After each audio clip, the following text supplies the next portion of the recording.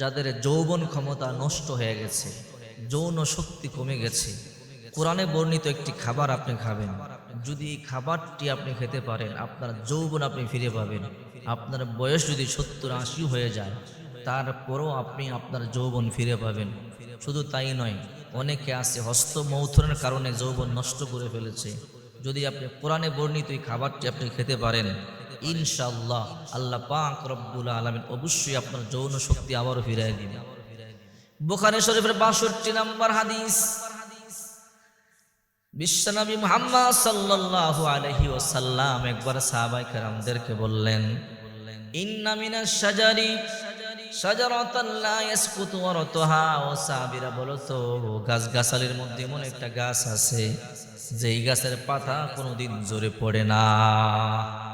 ওয়া ইন্নাহা মাসালুল মুসলিম, তা মুসলিমের মতো উদাহরণ। বলো তো ওই গাছটা কি যেই গাছের পাতা কোনোদিন ঝরে পড়ে না? হযরত ইবনে ওমর রাদিয়াল্লাহু তাআলা আনহু মনে মনে ভাবেন, মনে হয় গাছটা খেজুর গাছ হবে, কিন্তু বলতে সাহস পাই না, কারণ বড় বড় সাহাবীরা বসা। আবু বকর রাদিয়াল্লাহু তাআলা আনহু মতো সাহাবী বসা, ওমর রাদিয়াল্লাহু তাআলা আনহু, ওসমান আলী রাদিয়াল্লাহু তাআলা আনহুমার মতো বড় বড় সাহাবীরা বসা। এই সময় আমি কেমনে বলি? সাহাবায়ে কেরাম বললেন, ওগো আল্লাহর নবী, আল্লাহ এবং আল্লাহর রাসূলই ভালো জানে।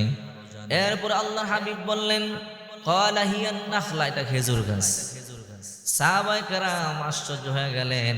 আব্দুল্লাহ ইবনে ওমর বলেন, আমি মনে মনে ভেবেছি আল্লাহর হাবিব বুঝি খেজুর গাছের কথা বলবে। এই খেজুর একটা ফল, এটা কিভাবে খাবেন আমি বলে দিব। এই খেজুরের মাধ্যমে আপনি আপনার যৌবন শক্তি ফিরে আনতে পারেন। এই খেজুর সম্পর্কে আল্লাহ তাআলা সূরা মারইয়ামের ২৪-২৫ নম্বর আয়াতগুলোর মধ্যে বলেন, ফানাদাহা মিন তাহতিহা আল্লা তাহজানি কদ জাআলা রাব্বুকি তাহতাকি সারিয়া ও হুজ্জি ইলাইকি বিজিদিন নাখলাতি তুসাকিতু আলাইকি রুতবান জানিয়া। হযরত মারইয়াম আলাইহিস সালাম যখন অন্য দূরে চলে গেলেন, এলাকা ছেড়ে অনেক দূরে চলে গেলেন, বাচ্চা প্রসব হলো, মরুভূমির মধ্যে খাবার দাবার নাই, কি খাবে? আল্লাহ তাআলা ফেরেশতার মাধ্যমে বলে, ফেরেশতারা বলে, মারইয়াম আপনি টেনশন করবেন না, আপনার পায়ের নিচে আল্লাহ তাআলা নহর জারি করেছে। আর আপনি যে খেজুর গাছের নিচে বসে আছেন, কাণ্ড নাড়া দেন, সুপক্ষ খেজুর আপনার উপর পতিত হবে। মারইয়াম ফাকুলি ওয়াশরাবি ওয়াকরি আইনা, খেজুর খাও, পানি পান করো, চক্ষু শীতল করো। এতে বোঝা যায় একজন প্রসূতি মাও খেজুর খেতে পারে। প্রসূতি মায়েদেরকে খেজুর খাওয়াবেন, এটা কল্যাণকর, তাদের সুস্থের কারণ, সুস্বাস্থ্যের কারণ। মায়ের জন্য উপকার, বাচ্চার জন্য উপকার। সুবহানাল্লাহ। এই জন্য সৌদি আরবের মধ্যে একজন লোক, তার ৪২ জন সন্তান, ৪২ জন। তাকে জিজ্ঞাসা করা হয়েছে, আপনার যে ৪২ জন সন্তান, আপনার খাদ্যের উৎস কি? বলে, আমার খাদ্যের উৎস কি? মানুষ যা খায় আমিও তা খাই, স্পেশাল কোনো খাবার আমার নাই, তবে অতিরিক্ত একটা খাবার আমি খাই। বলে, কি? বলে, দৈনিক ১ কেজি খেজুর খাই এক্সট্রা। এটা আমার অতিরিক্ত রুটিনের বাহিরে, এই খেজুর খাই আমি। ৪৪ জন সন্তান। এক সাহাবী বিশ্বনবী মুহাম্মদ সাল্লাল্লাহু আলাইহি ওয়াসাল্লামের কাছে এসে বলি, ইয়া রাসূলুল্লাহ, আমার সন্তান হয় না, আমার যৌবন শক্তি কম। আল্লাহ হাবিব বললেন, সাহাবী তুমি বাড়িতে চলে যাও, বেশি বেশি ডিম খাও। যদি বেশি বেশি ডিম খেতে পারো, আল্লাহ তাআলা তোমাকে সন্তান দিবে। ওই সাহাবী বাড়িতে চলে গেল, বেশি বেশি ডিম খেলেন, আল্লাহ তাআলা তাকে সন্তানের বাবা বানাইছে। সারিদ খাবেন, সারিদ হাদিসে বর্ণিত একটি খাবার, বর্তমানে আমাদের সমাজে এটা খায় না, খুব কম। সারিদ হলো গোশতের বেশি ঝোলের মধ্যে রুটি ছোট ছোট করে টুকরা করে ভিজিয়ে রাখা, নরম হলে খাওয়া। এটা সুস্বাস্থ্যের কারণ, যৌন শক্তি বৃদ্ধি পায়, পেটের অসুস্থতা দূর হয়, পেটের রোগ বালাই দূর হয়, অনেক শক্তি হয় এই খাবার খেলে। সারিদ খাবেন। সিরকা খাবেন, সিরকা। বাজারে সিরকা পাওয়া যায়, আপেলের সিরকা পাওয়া যায়, সিরকা কিনে খাবেন। এই জন্য বিশ্বনবী মুহাম্মদ সাল্লাল্লাহু আলাইহি ওয়াসাল্লাম বলেন, দুধ পান করবে, মধু খাবে, যদি এই খাবারগুলো তোমরা খেতে পারো, আল্লাহ তাআলা তোমাদের যৌবন শক্তি বৃদ্ধি করে দিবে। সারিদ খাবেন, সিরকা খাবেন, দুধ খাবেন, মধু খাবেন, খেজুর খাবেন। এই খাবারগুলো যদি খেতে পারেন ইনশাআল্লাহ আল্লাহ তাআলা আপনার যৌবন শক্তিকে এতটা বৃদ্ধি করে দেবে যা আপনি কল্পনা করতে পারবেন না।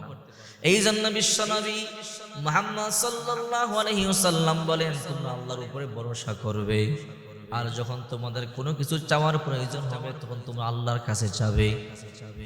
আল্লাহর হাবিব বলে, আয়েশা, যদি তোমার পায়ের জুতার স্যান্ডেলের ফিতাও ছিঁড়ে যায় তুমি তারপর আল্লাহর কাছে চাও, কারণ আল্লাহ তাআলা ছাড়া কেউ কোনো কিছু করতে পারে না। আশ্চর্যের বিষয়, কখন কে মরে যায় কেউ বলতে পারে না। কয়েকদিন আগে একজন আমাদের পরিচিত যুবক স্ট্রোক করে মারা গেল। স্ট্রোক নামক একটা রোগ যে এই পৃথিবীতে এসেছে, এই রোগটা কখন যে মানুষকে ধরে আক্রমণ করে কেউ বলতে পারে না। যুবকদেরকে নিয়ে যায়। বর্তমানে বুড়াদের থেকে যুবকদের মৃত্যুর হার অনেক বেশি।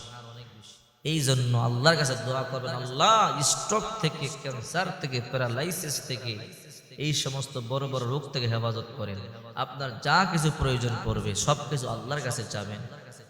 সকালবেলা 3 বার পড়বেন, বিসমিল্লাহিল্লাযী লা ইয়াদুররু মা ইসমিহি শাইউন ফিল আরদি ওয়ালা ফিস সামাই ওয়া হুয়াস সামিউল আলীম।